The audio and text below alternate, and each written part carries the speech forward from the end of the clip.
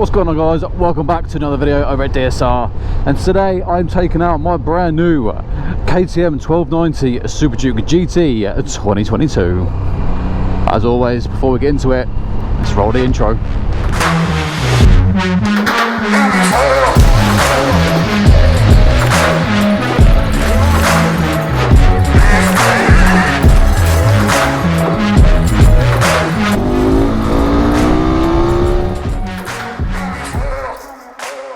As you can tell by the title of this video, this is only going to be my first impressions of this bike, and that's going to be for two reasons.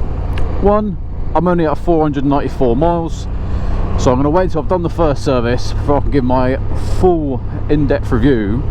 And secondly, as you may be able to tell, I've got an engine light on, so I'm not going to go into depth talking about this bike, because at the minute, with that engine light on, certain features don't work with the bike. So luckily for me, the part is in order to sort this out. Once it's been sorted out, that is when I'll do the full in-depth review of this bike. But I have done 500 miles, so this is going to be my first impressions of the bike. If you don't know, I swapped in my Tuono Factory V4 2021 for this model. And I'm still asking myself, was it the right call? Many of you may know that this bike is not cheap. Coming in at around £17,800. That's for the base. And then, as always with KTM, they've got a lot of technology in this. But if you want it, you've got to pay to unlock it. I will be going through the full specs of this bike in that future video of the full review, and talking about all the tech that I got added onto this bike and what comes with it as standard. So I'm not going to cover that, so I'm not going to repeat myself. So if you do want to know what you get in this bike, and B, the extras you can add onto it, then make sure you stay tuned for that future coming whenever KTM sort this out.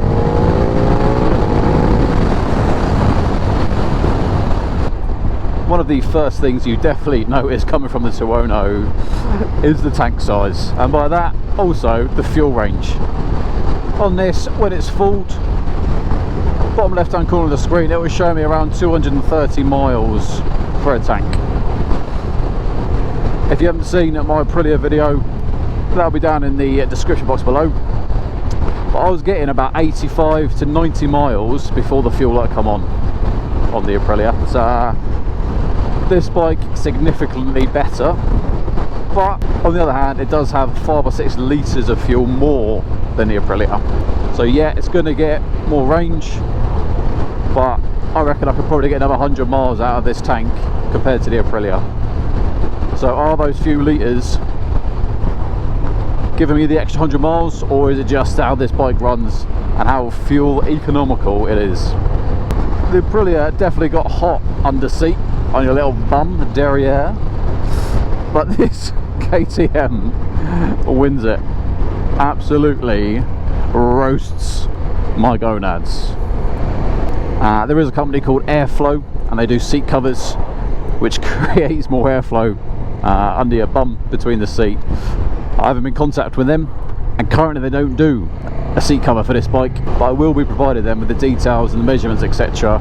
of my seat, so they can craft one in the future. When that comes available, I'll make sure I'll do a video on that. It is something that's definitely needed on this bike. Today's a hot day, it's 23 degrees, and I can tell you what, I've only been on it a few minutes and the seat is definitely starting to warm up already. The engine on this, it is pokey, it does get up and go. Obviously it is a 6-speed gearbox. A lot of the time I forget I'm in the 5th gear when I'm on, say, the dual carriageways or the motorways, because that's where it just runs smooth. I look down, I see I'm in 5th, I then click it into 6th. 6th is almost pointless. You need to be in 6th gear, go about 90 miles an hour for this engine not to be vibing, because it is quite a vibey bike, there is no butter in that. But 5th gear on the motorway, absolutely perfect and fine. Put it into 6th, like I said, that you can start to feel it in the old throttle and through the chassis. I do have the panniers on this bike, and I really like them. I think they look spot on for the bike. I really like it when the design team, when they're designing a bike and they've added bags, that they make the bags fit the bike, whether that be their shape, their pattern, their style, whatever it is. Just the fact that it suits the bike, I've got a lot of time for that. My only grievance at the minute, I've got the Scorpion helmet and I cannot fit it in the side bag, which is a little bit frustrating. It would be nice to be able to pull up, chuck the helmet in the side bag and then say pop into the shop without having to carry it. I've got HGC that I am going to be using soon, just waiting for a chin mount to turn up. Once that chin mount turns up, I'm going to get it installed and I'll start wearing it, and then I'll also see if it fits in the side bags. Oh, okay. So I don't know if you can see there on the screen, big yellow box saying MTC, and at the top now we've got the engine light and the traction control off symbol. That's the main problem that's throwing this engine light on. Now that symbol's come up, as in the MTC, cruise control won't work. I can't change the power modes, I can't change the throttle response, I don't have traction control, I don't have any slide control. So it is a fairly big problem that KTM have. I have taken it to my dealer and their service centre says it's something to do with the mapping sensor, so that is on order and hopefully it will get replaced soon, because at the minute a quarter of the electronics that I've paid for in this very expensive bike don't work. And the squeaky brakes as well, rear brake squeaks all the time, frustrating. So at the minute the first 2 weeks have not been smooth sailing. Just make a bit of headway. Yeah, my god. Oh yes please. Once KTM replace that part, I'll be back on track and I'll be able to do full videos once again on this bike.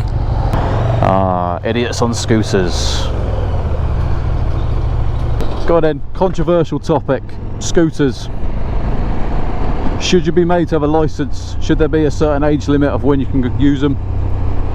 Should you have to wear a helmet? Should you have to pay tax and insurance on them? Because if they're on the road and they hit my bike, who am I claiming from? What am I claiming from? They don't have insurance. So there you go, claiming on my insurance because someone is an idiot on the road. Let me know in the comments box below. Let's have a little discussion about that.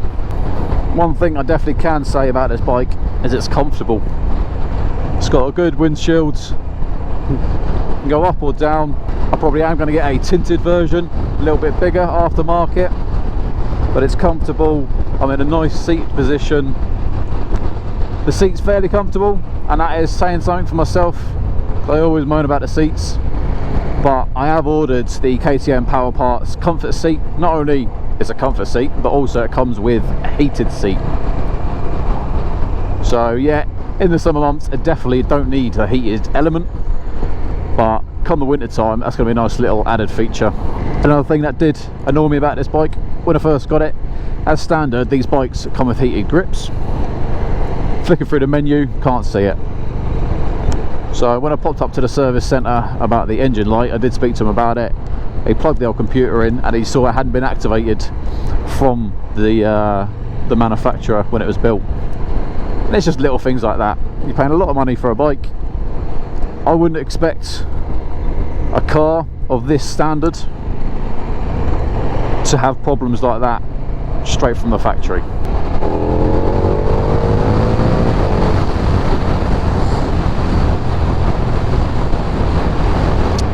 Good wanker of the day. Hey, at least he pulled back rather than just pulling out and committing. For me, fourth gear is the best gear in this bike. Third and fourth, but more fourth. If you're on the back roads, it gets up enough to be exciting, but it can still pull you out from 30 miles an hour, 35.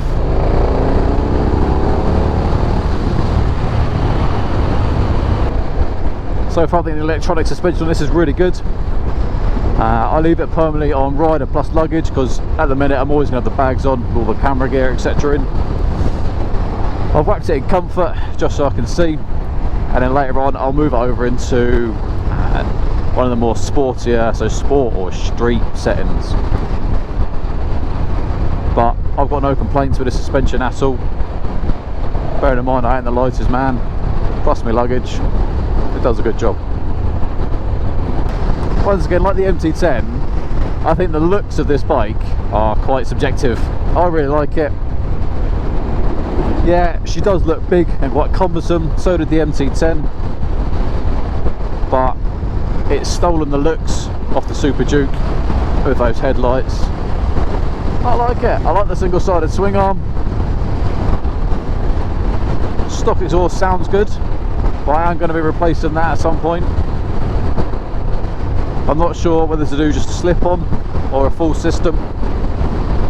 The only reason I say that is I've read some articles where the UK government are going to want to change the laws surrounding exhausts, mainly the catalyst part. So they wanted to bring in a law where you could do no modifications at all to your bikes. That got squashed. But I reckon it won't be too far away where they bring in a law where your bike's Euro 5 or Euro 6, you're not allowed to change anything to do with the emission side. Putting a full system on will obviously get rid of the cat box, which then in turn would change the emissions of this bike. So me personally, I reckon that's what they're going to do. So do I want to shell out on a full system and then have that law come in a year's time, or do I just get a slip on right now? Because it sounds good, but it would be nice to lighten the bike up a little bit, open that sound up a little bit further. Oh, decisions. Ah, so this is the bloke who's been dropping paper littering everywhere for the last couple of miles. I was lucky to buy myself one of these bikes, mainly because KTM haven't produced enough. So the UK, lots of dealerships have been promised bikes, and KTM having to take away those promises. And I was going to be one of them. They were going to take away my deposit for this bike. The only reason I managed to still get this bike is because last year I put a deposit on a brand new KTM 690 SMC, and that happened exactly the same thing. KTM promised my dealership they were going to get the bike. A month later they told me they weren't getting it, so I had to go and get the demo bike of the 690 SMC, and they wanted to do exactly the same, put a deposit on this. They said it was coming. A couple of months later they got told they weren't getting it. Some phone calls were had, discussions were made, and I got the bike. So thank you very much, Motor Corsa.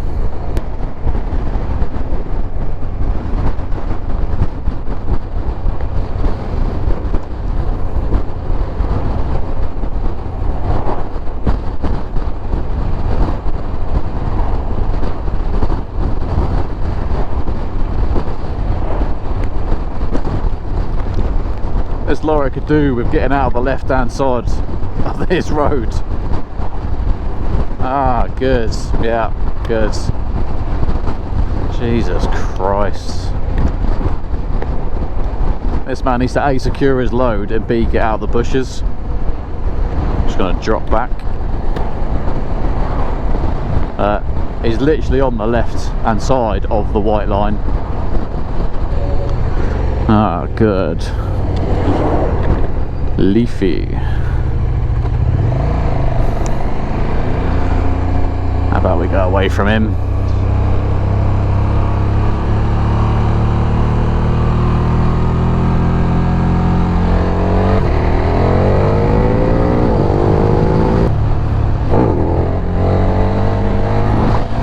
And obviously this bike can still do some awesome wheelies.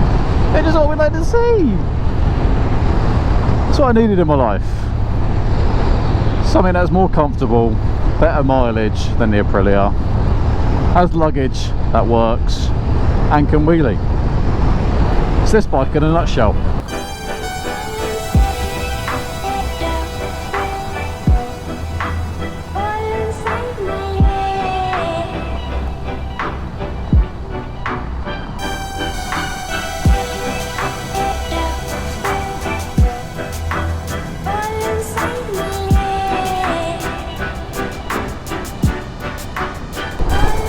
overall, in just the 500 miles that I have done, you may be able to tell there are some bits I love about this bike and some bits I don't love about this bike.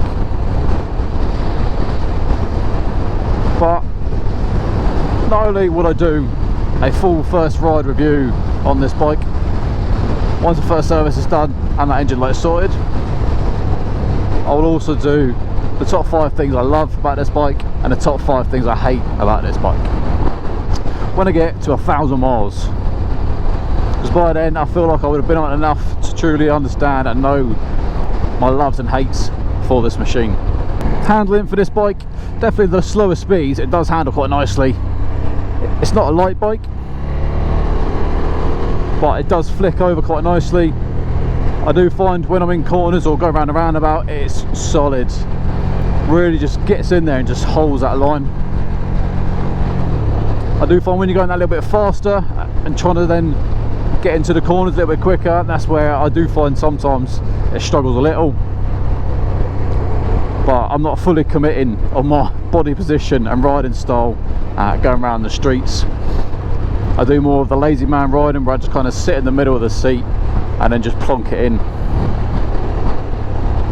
I would love to get this bike on track, but I cannot afford the insurance. Last time I looked for the Aprilia, track day insurance cost just as much as what it was for me to go onto the track. So you're talking £600–700 for insurance and entrance for the day on the track. That's a lot of money for a single track day. You know what I mean? You do that twice in a year and you could have bought yourself a track bike.